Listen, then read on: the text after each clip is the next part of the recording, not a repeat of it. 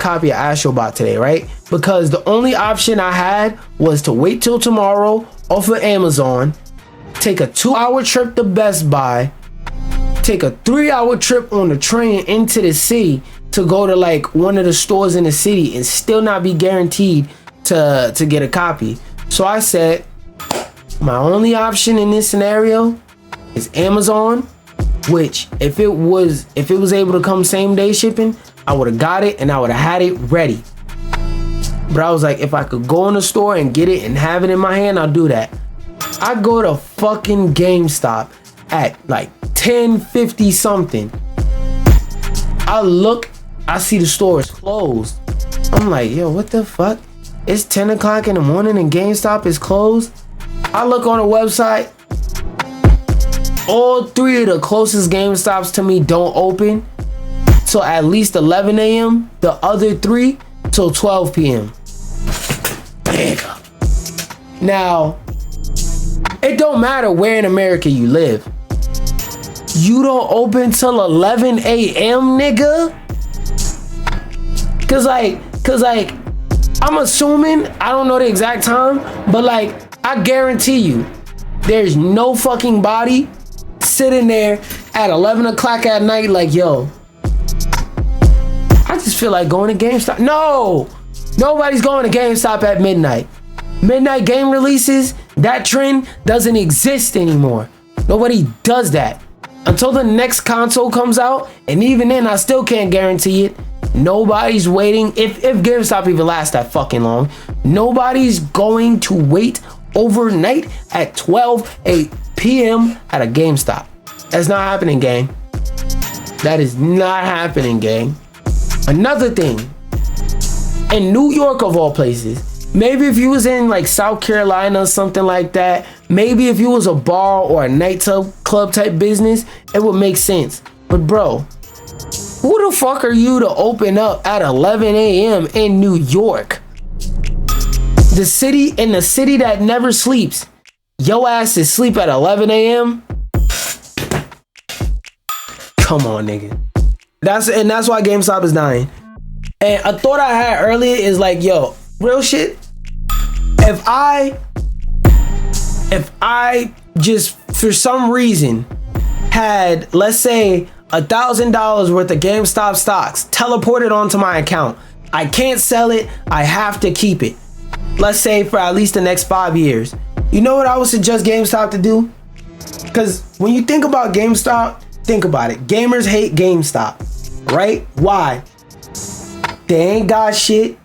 Their trading value is trash, and their retro console program, terrible. It's literally the worst option possible to get a retro console currently. You are better off going on eBay than going into a GameStop. You go to GameStop to get a PS2, a fucking roach gonna crawl out the back smoking a cigarette like, yo, what the fuck is you picking up my home for? Why you plugging electricity in the head? That's not what that's for. Get the fucking plug out my house, man. If I wanted electricity in my house, I would just go in your walls, you bum ass nigga. And then they crawl back in, and then they come out with a bunch of their roach buddies and they lift the console up and they go back to GameStop. So that GameStop could put another overpriced tag on it and sell it to some other poor sap who doesn't know better, right? Your retro trading program, fucking terrible. People right now are going viral for criticism. I hate GameStop so much they got me mispronouncing words. Your shitty trading program is going viral right now for how bad it is. And you somehow, some way, just keep figuring out ways to fuck it up. But how I would try and redeem it. If I had to talk to GameStop and talk to them in interest of them financially making it, you know what I would do? Like I said earlier, what are GameStop's main problems? They ain't got shit. Nobody wants to go there. Their retro program sucks. Your retro program being ass, that's kind of hard to fix because there's always going to be lazy employees. So I could cut you slack on that somewhat.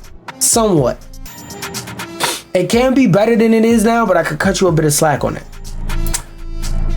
When it comes to the trade-in value, I would say make it so that if you came to trade in your game, you get at least 50% of whatever shelf value is. Because release value may not always be realistic. Because if you're coming in with a 15-year-old game, I can't promise that you're gonna get no damn $50 when this game released in 2007 for damn $100, because that was when game pricing was just starting to get standardized.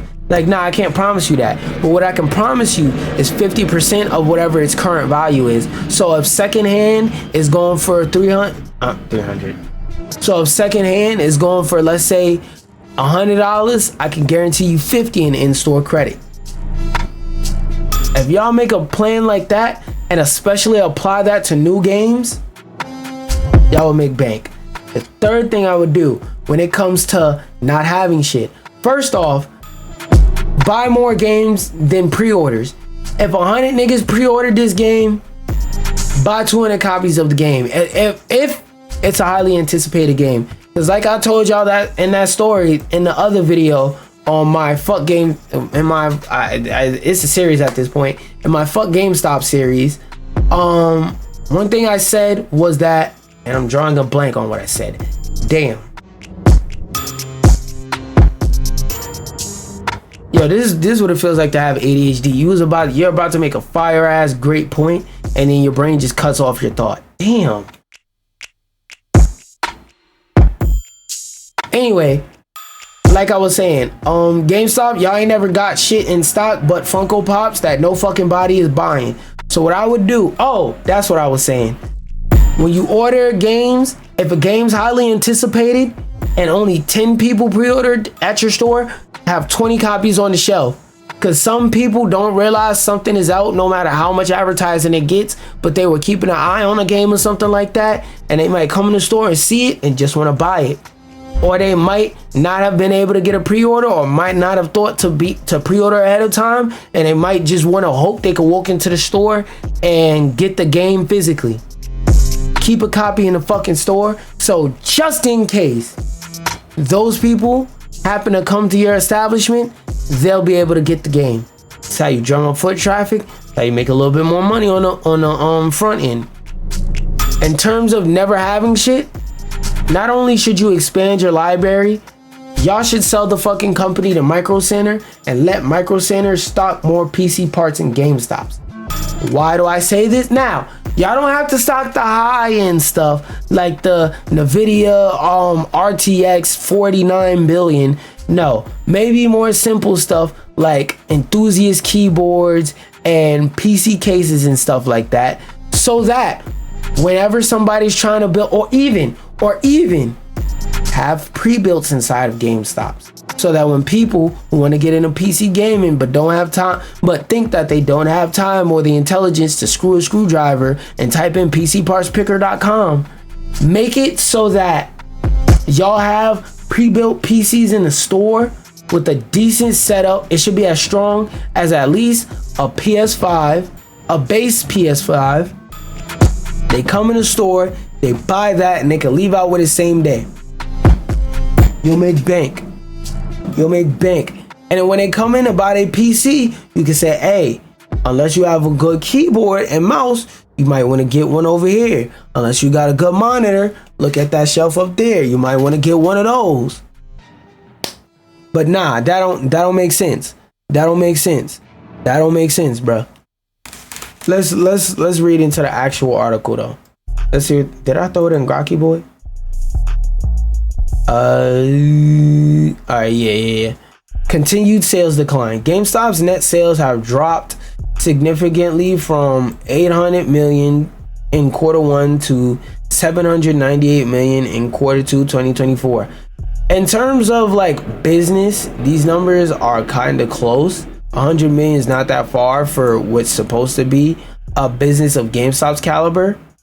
By the way, I'm not a financial expert. I'm just speaking off of what I think. I always say, if I'm wrong, feel free to correct me. But for a company as big as what GameStop should be, that's another thing. It's crazy that GameStop, the only store that people know when it comes to a store dedicated specifically to gaming, a store dedicated to gaming and hated in the gaming community, is one of the least helpful stores for getting games. Ain't that crazy? GameStop is losing money and going broke in the games industry. Right now, currently, out of every entertainment industry, GameStop makes the most, gaming makes the most money. So you have a strong foothold in a community that is now the highest paying community, the best community, monetary wise, business wise, to be in right now. You have a very strong brand identity and a foothold in that community, and you're still going broke and losing money. Gaming has gone mainstream, and you had a strong foothold in gaming before it was mainstream, and you're broke. That's like introducing crack to a neighborhood, and everybody in the neighborhood is now addicted to crack, and then you just say, you know what, I don't want to sell crack anymore. I want to sell bottles of water. The fiend's gonna look at you like, nigga, I'm not trying to hydrate my organs. I'm trying to dehydrate my brain cells. Boy, if you don't sell me some fucking crack, it's like, bro. And like, nobody goes to the crack spot to buy not crack. You had the crack, and you just stopped selling it. Like think about that, bro. Like, and don't use it literally, but I'm just saying. Like, bro, this shit is crazy.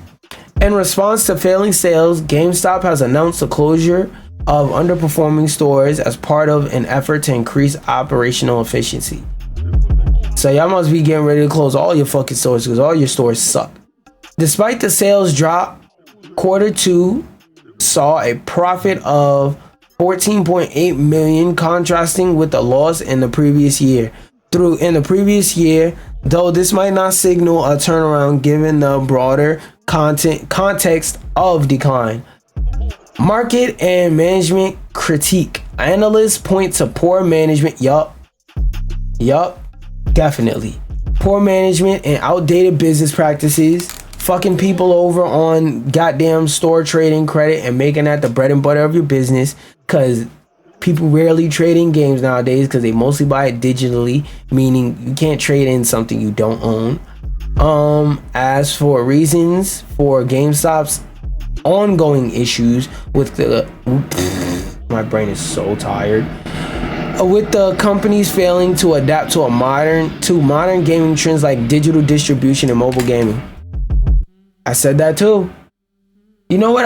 What's another good idea I thought of?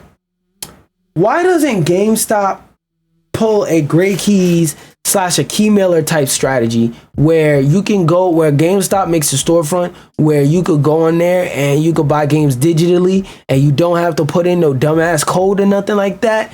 You could just buy the game digitally, link your account, and then the game will just start downloading right after you buy it. Like becoming a large mainstream online game selling retailer. Like, bro, there's so many things they could do, but at this point it's like they're actively trying to go the fuck out of business, which is crazy to me because I don't know what business tries to be broke.